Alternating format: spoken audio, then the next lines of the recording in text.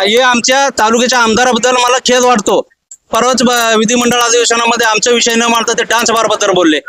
आम्ही विनोनी पाया पडून विनंती केली की आमच्याबद्दल आम्ही वर्षभर उपोषणाला बसलो, आम्हाला न्याय द्या, आमचं प्रश्न विधी अधिवेशनात मांडणी करून आम्हाला न्याय द्या.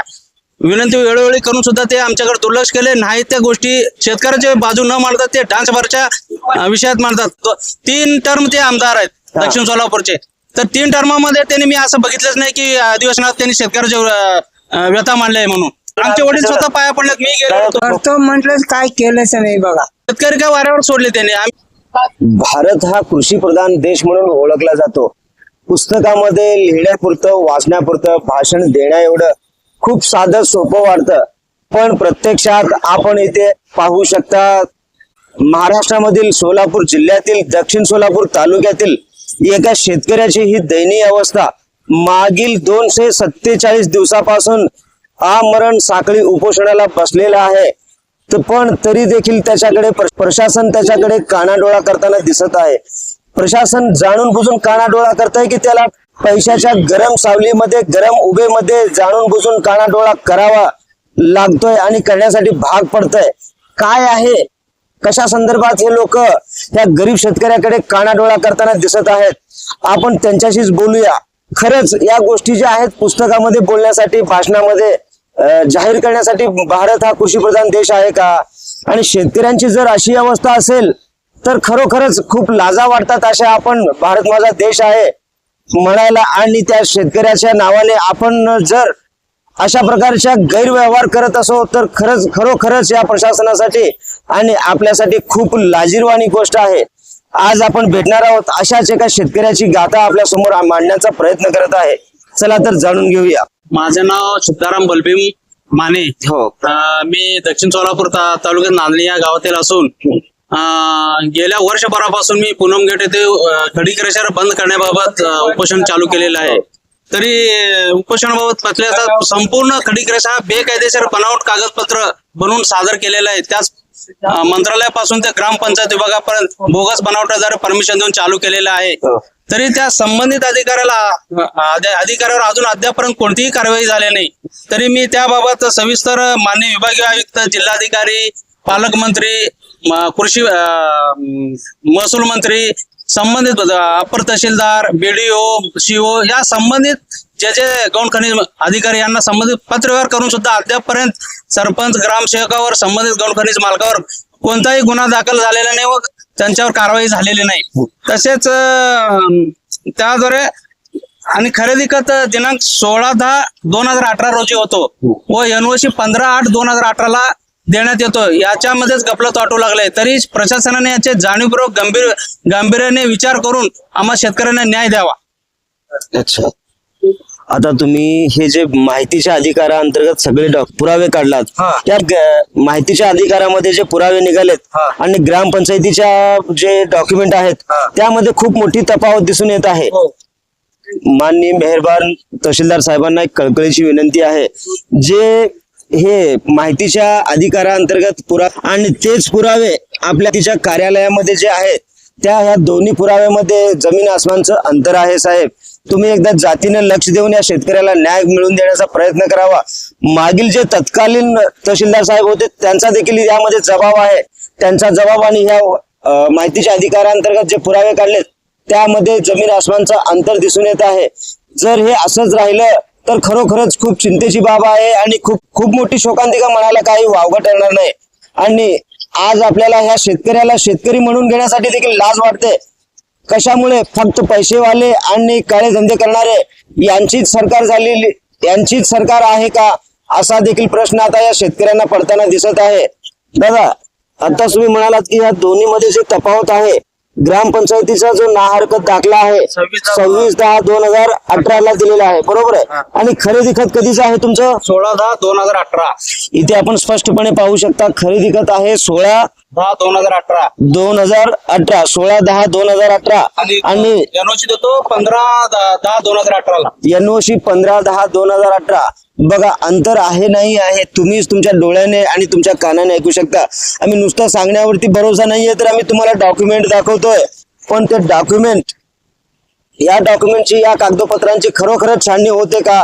हे सरकारी दरबारी या तुमच्याच कागदपत्रांची किंमत तुम्हाला आहे का? असे प्रश्न आता सध्याला उपस्थित होत आहेत। हे आपण पाहू शकता मागील 247 दिवस झाले ऊन वारा पाऊस थंडी याची तमा न बाळगता हा शेतकरी आज इथे साखळी पद्धतीने आमरण उपोषणाला बसलेले आहेत। आज या आजोबांचं वय नाहीये पण तरी देखील न्यायाची मागणी आहे, न्यायाच्या प्रतीक्षेत आहेत।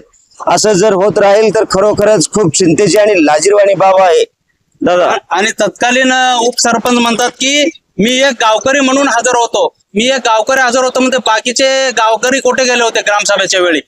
तरी त्यांची सखोल चौकशी करून त्यांच्यावर जे जे गावकरी एक होते असे म्हणले त्यांचे जबाब माझ्याकडे आहेत, त्यांच्यावर प्रशासनाने कारवाई करावी हा त्यांचा जबाब आहे।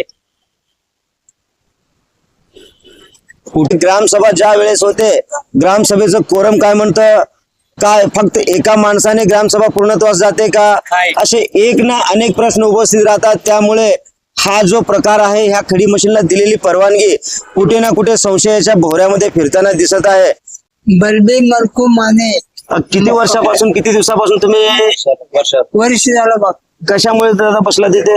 आमचा पीक नुकसान होतं, खडी पेशंट बंद करा म्हणून बसलेला आमचे आता मग मुलं ते- बाळं काय खावं आम्ही त्याच्यासाठी आम्हाला न्याय मिळावा म्हणून आम्ही बसलेला। मग हे काय म्हणतात तहसीलदार ग्रामसेवक? त्यांनी समजा व्हिडिओ- अधिकारी लोक आमच्याकडे येतच नाहीच। हा हा आता तुम्ही मागील 247 दिवस झाले दादा उपोषणाला बसलात, बरोबर आहे? किती अधिकारी तुमच्याकडे येऊन गेले?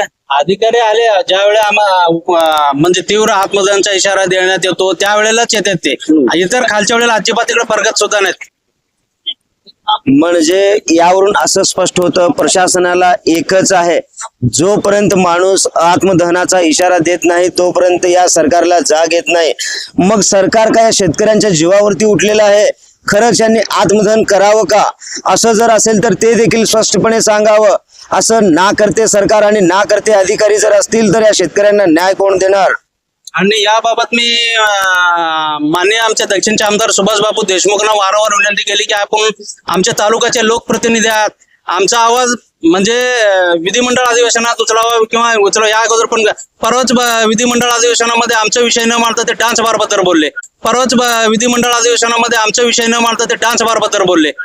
आम्ही विनोनी पाया पडून विनंती केली की आमच्याबद्दल आम्ही वर्षभर उपोषणाला बसलो, आम्हाला न्याय द्या, आमचं प्रश्न विधी अधिवेशनात मांडणी करून आम्हाला न्याय द्या, विनंती वेळोवेळी करून सुद्धा ते आमच्याकडे दुर्लक्ष केले नाही। त्या गोष्टी शेतकऱ्याच्या बाजू न मांडतात ते डान्स बारच्या विषयात मांडतात।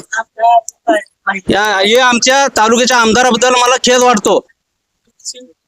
आपल्या दक्षिण सोलापूर तालुक्याचे आमदार म्हणून सुभाष बापू देशमुख हे कार्यरत आहेत, त्यांच्याकडे वारंवार विनवणी करून देखील आज या शेतकरी नाराजीने सांगतोय जो मुद्दा खरोखर गरजेचा आहे तो मुद्दा न उचलता डान्स बारचा मुद्दा विधानसभा हिवाळी अधिवेशनामध्ये उचलल्यामुळे आज हा शेतकरी दुखावलेला आहे। हिवाळी अधिवेशनामध्ये डान्स बारचा मुद्दा उचलायला येतं पण या शेतकऱ्याचं दुःख या आमदार साहेबांना उचलायला काय वावगं आहे असा देखील प्रश्न आता त्यांना सतावत आहे।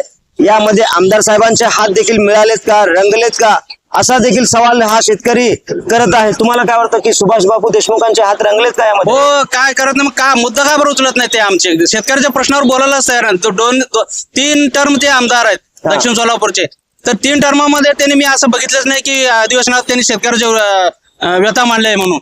तुम्ही तर म्हणताय स्वतः जाऊन सुभाष बाबू हो, आमचे वडील स्वतः पाया पडलेत, मी गेलो होतो, तुम्ही जाऊन सांगितलं का आमदारांना? निवेदन दिलेले आहे। तुम्हाला काय म्हणले सुभाष बापू देशमुख? करतो म्हटलं काय केलंच नाही बघा। मग यंदाचा जो हिवाळी अधिवेशन झाला हा अधिवेशन तो गाजला डान्स बारच्या मुद्द्यावरती, मग शेतकरी कुठे गेला तुम्हाला काय वाटतं? शेतकरी काय वाऱ्यावर सोडले त्यांनी? आम्ही लोकप्रतिनिधी, आम्हाला न्याय मिळवण्यासाठी एक चांगल्या लोकप्रतिनिधीला आम्ही निवडून देत असतो। शेतकरी एका आशेने त्यांच्याकडे पाहत होता, त्यांनीच आमची शेतकऱ्याची निराशा केलेली आहे। अच्छा, तरी माननीय मंत्रिमंडळ जे काही आपले महाराष्ट्रातले किंवा तालुक्यातले जे विरोधी पक्ष असो, शेतकऱ्याचे आमचे व्यथा अधिवेशनामध्ये मांडायला पाहिजे, अन्यथा आम्ही अधिवेशनासमोर येऊन आत्मदहन इशारा करणार आहे। आता आपण पाहू शकता हा संतप्त शेतकऱ्याचा पारा एवढा चढलेला आहे। आता सोलापूर जिल्हा परिषद येथील पूनम गेट समोर मागील 247 दिवसापासून आमरण साखळी उपोषणाला बसलेला आहे पण त्याचा काहीच फायदा झालेला नाही। आता हा संतप्त शेतकरी म्हणतोय हिवाळी अधिवेशनासारख्या मुंबई येथील मंत्रालयासमोर जाऊन आत्मदहन करण्याचा हा थेट इशारा देताना दिसतोय. दादा, यानंतर तुमची काय भूमिका असेल? हो, आम्हाला लवकरात लवकर न्याय भेटायला पाहिजे. कारण का शेतकऱ्या शासन म्हणतो की शेतकऱ्या जगाचा पोशिंदा आहे. अरे जगाचा पोशिंदा आहे तर रोडवर बसलेला आहे, त्याचा तुम्ही विचार करा. एवढीच मागणी. आम्ही पिकवतो पण तुम्ही खाताय. बरोबर आहे. आम्ही जर शेतकरी नाही पिकवलं तुम्ही काय खाताय? म्हणून आम्हाला अन्यग्रस्त शेतकऱ्याला आज शेतामध्ये एक पोती सुद्धा आमचे पीक येईना. गेल्या वर्षभर आम्ही संबंधित खडी कृषी बंद म्हणून इथं रात्रंदिवस इथं बसलेलं आहे, म्हणजे शासकीय वेळेमध्ये. तरी दखल कुठल्या अधिकारी घेत नाही. संबंधित विभागाला एवढंच विनंती आहे की आम्हाला न्याय मिळावा. व तसेच एक आमदार चांगले आहेत, मी अभिनंदन करतो आपले राजू खरे. संबंधित एका ड्रायव्हरला मारले म्हणून त्यांनी अधिवेशनात मांडले. मग आमचे आमदार काय करतात? आमच्या तालुक्यासाठी, आमच्या शेतकऱ्यासाठी व्यथा मांडण्यासाठी काय काय भूमिका घेतात? तरी याच्यातून मी एवढंच म्हणू इच्छितो की आमचे लोकप्रतिनिधी पण आमचे प्रश्न मार्गी लावावे, आमचा आवाज उठून अधिवेशनात धरायला पाहिजे, एवढंच मागणी. आणि याबद्दल अगोदर पुणे जिल्ह्यात मावळ तालुका माननीय आमदार शेवाळे होते वाटते, त्यांनी मी इथंच होतो त्यावेळेला त्यांनी 4 तहसीलदार, मंडल अधिकारी, महसूल विभागाचे निलंबित केले. त्याच प्रकारे आवाज उठून संबंधित प्रश्न निलंबित करून शेतकऱ्याला न्याय द्यावा. मग तुम्हाला काय वाटतं, सुभाष बाबू देशमुख हा जो तुमचा जो प्रश्न आहे, शेताचा जो प्रश्न मागील वर्षापासून प्रलंबित प्रश्न आहे, त्याकडे कानाडोळा कशामुळे करतात? काय मग त्यांनाच माहिती आहे. आता आमच्याकडून काय भेटत नसेल त्यांना, शेतकऱ्याकडून डान्स बार कडून भेटत असेल, 2 नंबर धंदेवाल्याकडून. मग आमच्याकडून काय मिळणार काय त्यांना? आताच जे आपले शेतकरी मित्र आहेत ते काय म्हणतात, लोकप्रतिनिधी देखील सुस्तार झालेत, कुंभकर्णाची झोप झोपत आहेत. त्यांचा फायदा, त्यांचा नफा जिथे आहे त्याच विषयावरती लोकप्रतिनिधी बोलताना दिसत आहेत. पण जगाचा पोशिंदा शेतकरी आहे, या शेतकरीच्या विषयावरती, शेतकऱ्याच्या समस्यावरती हे लोकप्रतिनिधी देखील बोलायला पुढे सरसावत नाहीत. खरंच या लोकप्रतिनिधींना देखील अशा धनधाडयांची भीती आहे का? त्यांच्या जीवाला काही बरं वाईट होईल अशी जर भीती वाटत असेल तर खरोखरच खूप लाजिरवाणी बाब आहे. तालुक्याचे आमदार म्हणून आपणाकडे हा शेतकरी अगदी आशाळभूत नजरेने पाहत आहे, पण त्याची ज्या वेळेस घोर निराशा होते, खरोखरच खूप लाजेची बाब आहे. खूप दयनीय अवस्था आहे. NGTV मराठी न्यूज चॅनलची टीम सातत्याने या विषयाचा पाठपुरावा करेल. आणखीन माहिती पुढील भागामध्ये आम्ही देण्याचा प्रयत्न करू. कॅमेरामन मुनीप रॉयली सोबत video journalist Arbaz Naikwadi, bureau chief Nizamshah Shaikh सोबत बंदगी. NGTV Marathi news Solapur.